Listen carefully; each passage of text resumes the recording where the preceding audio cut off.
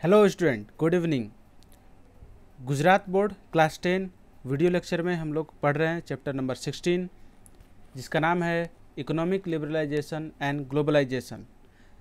इस चैप्टर के previous video lecture में हम लोग लिबरलाइजेशन, उसके एडवांटेज एंड डिसएडवांटेज के बारे में पढ़ा, प्राइवेटाइजेशन और प्राइवेटाइजेशन के एडवांटेज और डिसएडवांटेज के बारे में हम लोगों ने पढ़ा। फिर ग्लोबलाइजेशन के बारे में पढ़ा और ग्लोबलाइजेशन क्या होता है, उसका डिफिनीशन, क्या बेनिफिट है उसके, हमने देखा। इस वीडियो लेक्चर में हम लोग ग्लोबलाइजेशन के एडवांटेज एंड डिसएडवांटेज पढ़ेंगे, वर्ल्ड ट्रेड ऑर्गेनाइजेशन के बारे में पढ़ेंगे और फिर सस्टेनेबल डेवलपमेंट के बारे में पढ़ेंगे। तो आइए शुरू करते हैं। ग्लोबलाइजेशन का एडवांटेज क्या है? ग्लोबलाइजेशन का पहला एडवांटेज है कि फॉरेन डायरेक्ट इन्वेस्टमेंट का इनकरेजमेंट होना ड्यू टू ग्लोबलाइजेशन। इंडिया में जब इंडिया ग्लोबलाइजेशन एक्सेप्ट किया तो इंडिया में फॉरेन डायरेक्ट इन्वेस्टमेंट बढ़ना शुरू हो गया। अब फॉरेन डायरेक्ट इन्वेस्टमेंट क्या होता है, जिसको FDI कहा जाता है। फॉरेन डायरेक्ट इन्वेस्टमेंट का मतलब बाहर की कोई भी कंपनी, कोई इंडस्ट्रियलिस्ट, फैक्ट्री, इंडस्ट्रीज, चाहे वो सर्विस सेक्टर की हो, इंडस्ट्रियल सेक्टर की हो, मैन्युफैक्चरिंग सेक्टर हो, कोई भी हो, अगर हमारे कंट्री में इन्वेस्ट करना चाहते हैं, फैक्ट्री लगाना चाहते हैं, मनी इन्वेस्ट करना चाहते हैं, तो हम लोग उसे फॉरेन डायरेक्ट इन्वेस्टमेंट कहते हैं। जो भी डेवलप्ड कंट्री में जो गुड्स प्रोड्यूस्ड होते हैं वो सभी easily due to globalization India में भी अवेलेबल हो गए इंडियन कंज्यूमर को। एंड थर्ड एडवांटेज है कि developing countries like India can withstand competition at international level due to globalization. Due to globalization India जो है वर्ल्ड लेवल पे compete कर सका, जो इसकी इकोनॉमी है वो वर्ल्ड लेवल पे compete की। जो यहाँ के इंडस्ट्रियलिस्ट हैं, इंडस्ट्रीज हैं, वो भी अपने स्टैंडर्ड में इम्प्रूवमेंट लाए और due to improvement, research and development in quality standard, international standard level पे प्रोडक्ट बनने शुरू हो गए और इससे वर्ल्ड मार्केट में ग्लोबल लेवल पे इंडियन इंडस्ट्रीज को compete करने में काफ़ी हेल्प हुआ। तो इसके डिसएडवांटेजेस क्या हैं? इसके कुछ डिसएडवांटेजेस भी हैं। जैसे पहला जो डिसएडवांटेज है कि ड्यू टू ग्लोबलाइजेशन, ग्लोबलाइजेशन के वजह से भी जो सक्सेस, इकोनॉमिक सक्सेस एक्सपेक्ट किया गया था वो अचीव नहीं हुआ। पोवर्टी एंड अनएम्प्लॉयमेंट का प्रॉब्लम जैसा पहले था इंडिया में वैसा बना ही रहा। दूसरा डिसएडवांटेज यह था कि developing countries have not acquired proper benefit of increase in export which they should have acquired. मतलब कहने का कि जो डेवलपिंग नेशन है वो अपने एक्सपोर्ट का, जो वह एक्सपोर्ट करती थी दूसरी कंट्री को, उसका बहुत ज़्यादा फ़ायदा डेवलपिंग कंट्री को नहीं मिला। ठीक है, क्यों नहीं मिला? क्योंकि उनके पास उतना ज़्यादा एक्सपोर्ट करने को कुछ था ही नहीं। डेवलपिंग जो इकोनॉमी होती हैं, डेवलपिंग कंट्री होती हैं, वो मोस्टली डिपेंड करती हैं किस पे? वो सभी जो है जनरली उनका जो प्रोडक्ट है, एग्रो प्रोडक्ट उनके पास ज़्यादा होता है। सो एग्रो प्रोडक्ट के वजह से, एग्रो प्रोडक्ट ज़्यादा होता है तो एग्रो प्रोडक्ट का बहुत ज़्यादा मार्केट में वैल्यू नहीं होता है, वो उसको एक्सपोर्ट करके बहुत पैसे जो है वो लोग नहीं कमा सकते हैं। थर्ड जो डिसएडवांटेज है कि लार्ज स्केल इंडस्ट्रीज़ को बहुत ज़्यादा बेनिफिट हुआ इससे। जो बड़ी बड़ी इंडस्ट्रीज़ थी, लार्ज स्केल इंडस्ट्री यानी कि मनी इंटेंसिव इंडस्ट्री, उनको ज़्यादा बेनिफिट हुआ। जो स्मॉल एंड मीडियम स्केल के इंडस्ट्रीज़ थे उन्हें कोई बहुत ज़्यादा फायदा नहीं हुआ। ठीक है, अब हम लोग चलते हैं world trade organization. World trade organization क्या है? जिसको WTO कहा जाता है।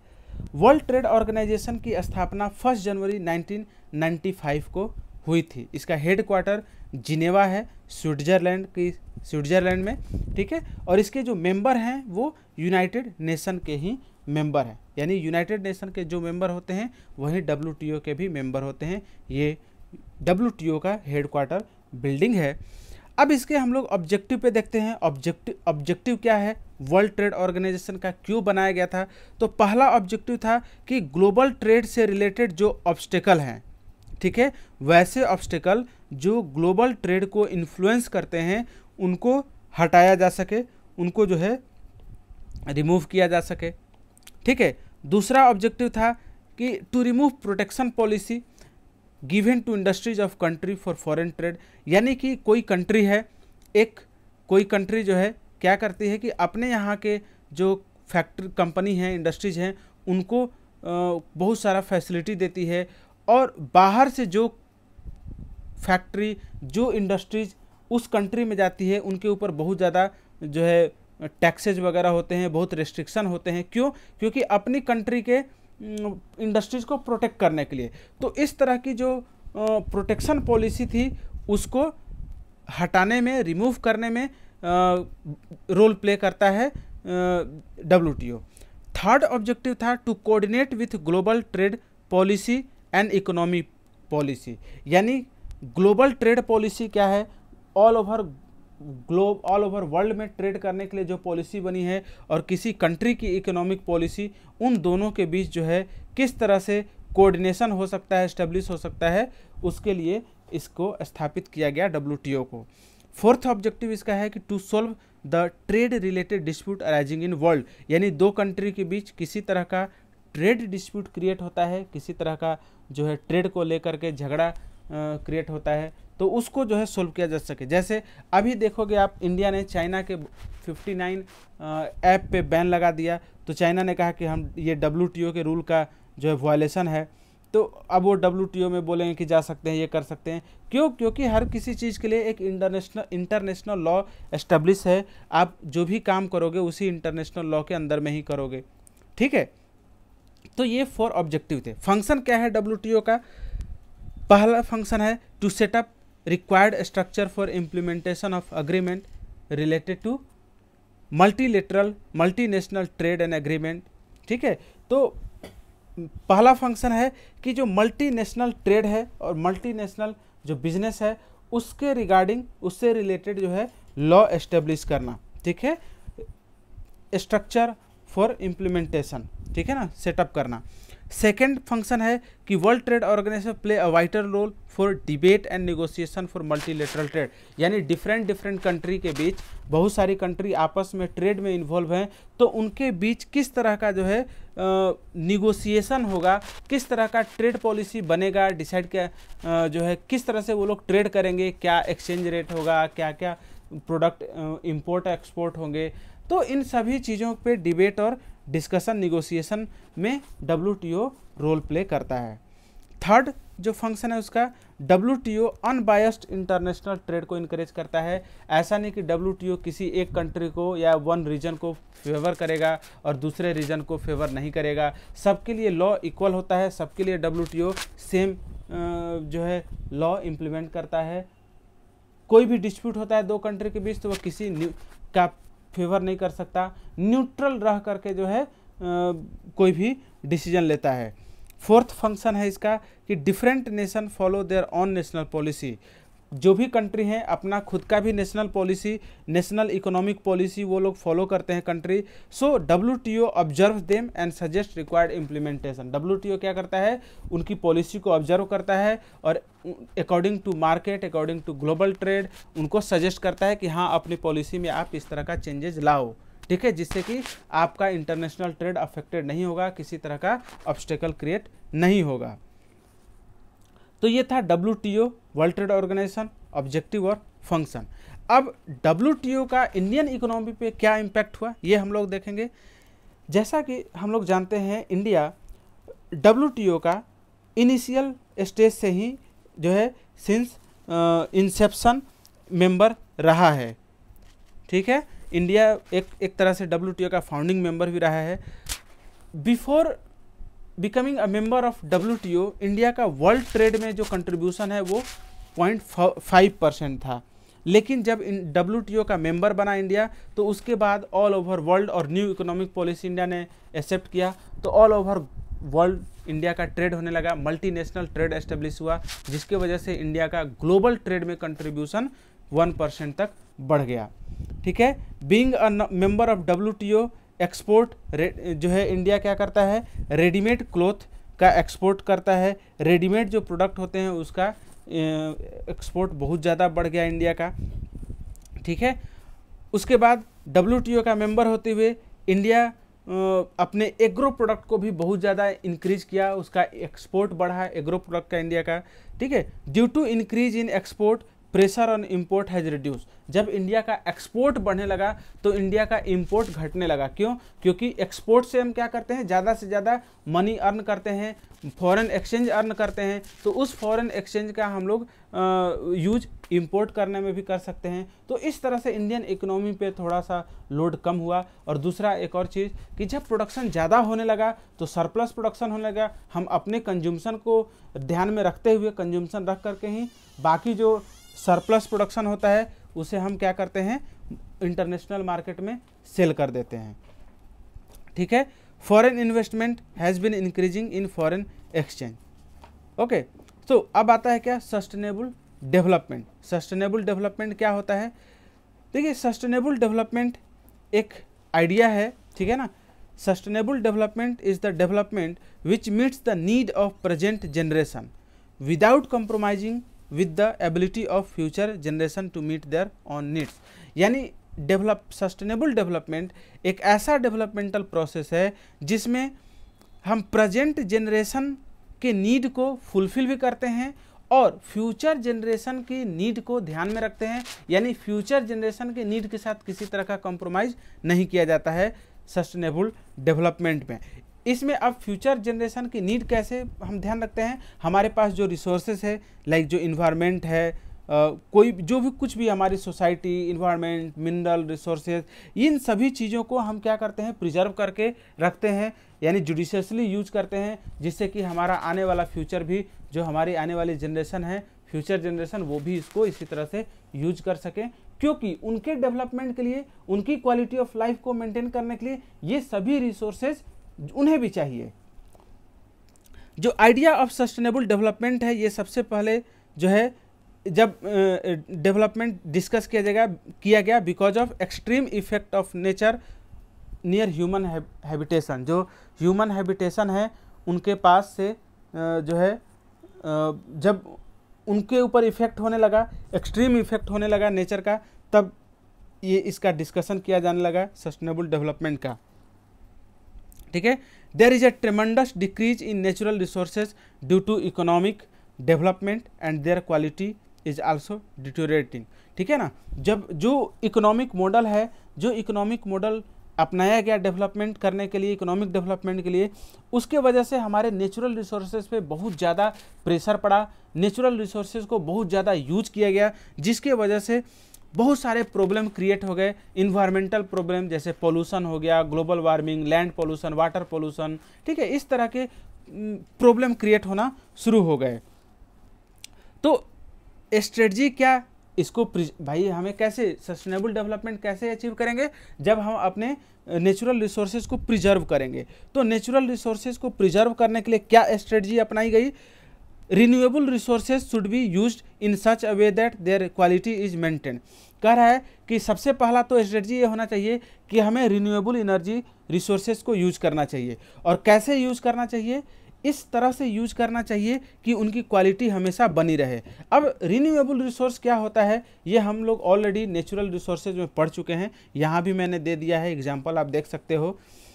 उसके बाद नॉन रिन्यूएबल रिसोर्सेज जो हैं उनका जुडिशियसली यूज होना चाहिए, यानी जितना रिक्वायरमेंट है उतना ही यूज होना चाहिए। क्यों? क्योंकि नॉन रिन्यूएबल रिसोर्सेज समाप्त हो जाएंगी, उनकी क्वांटिटी लिमिट है, फ्यूचर में वो समाप्त हो सकती हैं, इसलिए हमें उन्हें समझ बूझ करके जुडिशियसली ही यूज करना चाहिए।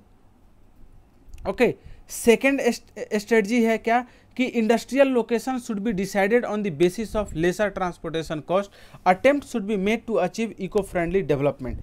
सेकेंड जो स्ट्रेटजी होनी चाहिए क्या कि हमें इंडस्ट्रीज वैसे ही लोकेशन में डेवलप करना चाहिए जहाँ पे ट्रांसपोर्टेशन कॉस्ट बहुत कम आए, यानी ट्रांसपोर्टेशन करना बहुत आसान हो और कम डिस्टेंस पे ट्रांसपोर्टेशन करना हो, ठीक है, जिससे कि हमारा पॉल्यूशन या वगैरह ये सब चीज़ ना हो सके। और इको फ्रेंडली डेवलपमेंट करें। इको फ्रेंडली डेवलपमेंट करने का मतलब क्या कि हम जो है नेचुरल रिसोर्सेज का, रिन्यूएबल रिसोर्सेज को यूज करें, प्लांटेशन करें, वहाँ पे ऐसे टेक्नोलॉजी को यूज करें जो कि हमारे इन्वायरमेंट को बहुत ज़्यादा अफेक्ट ना कर सके। ठीक है। थर्ड स्ट्रेटजी है कि resource should be use in different way. Different way में रिसोर्स को कैसे यूज किया जाएगा, तो जैसे फॉर एग्जांपल है, मान लो कि इरिगेशन सिस्टम है, तो इरिगेशन सिस्टम क्या है, हम रिवर पे डैम कंस्ट्रक्शन करते हैं, डैम कंस्ट्रक्ट करके वहाँ से वाटर को स्टोर करते हैं और वहाँ केनाल कंस्ट्रक्शन करके केनाल के थ्रू उस वाटर को इरिगेशन के लिए यूज करते हैं। लेकिन हम उसी डैम से जो स्टोरेज वाटर है उससे हाइड्रो इलेक्ट्रिसिटी भी प्रोड्यूस कर सकते हैं, फ्लड कंट्रोल भी कर सकते हैं और as a transportation, river transportation के लिए भी यूज कर सकते हैं। सो अगर कोई एक रिसोर्स है तो उसका मल्टीपल यूज हम लोग को करना चाहिए, जिससे कि हमारे जो अदर नेचुरल रिसोर्सेज हैं उनके ऊपर लोड कम होगा, उनके ऊपर प्रेशर कम आएगा। फोर्थ स्ट्रेटजी है कि natural resources should not be wasted. Natural resources waste नहीं करना चाहिए, जितना ज़्यादा से ज़्यादा हो सके हमें नेचुरल रिसोर्सेज को मैक्सिमम यूटिलाइजेशन करना चाहिए। अब मैक्सिमम यूटिलाइजेशन का मतलब कि हमने जितना नेचुरल रिसोर्स अपनी कंजम्पशन के लिए लिया नेचर से, जैसे मान लो कि कोल है, कोल हम माइनिंग करते हैं, तो जितना कोल माइन किया गया वो मैक्सिमम उसका यूटिलाइजेशन हो जाना चाहिए।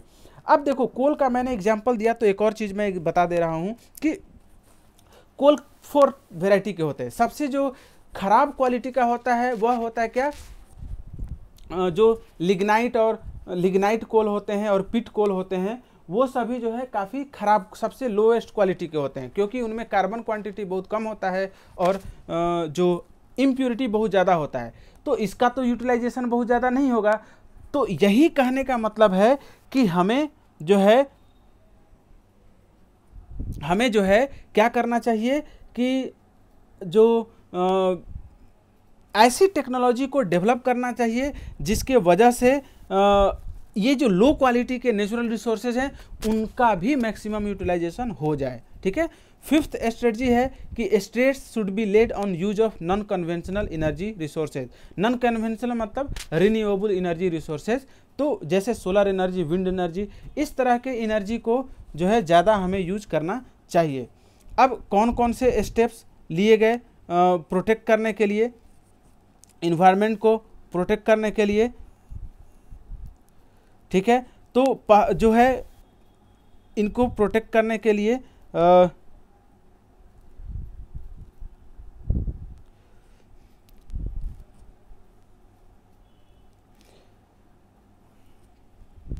Step taken to protect environment. कह रहा है क्या कि for the first time earth conference was organized in 1972 at Stockholm in Sweden.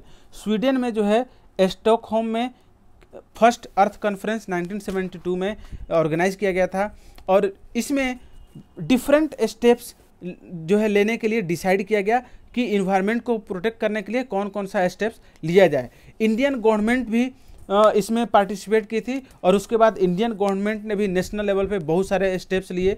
जैसे पहला स्टेप था कि information about pollution condition of different cities of nation is required.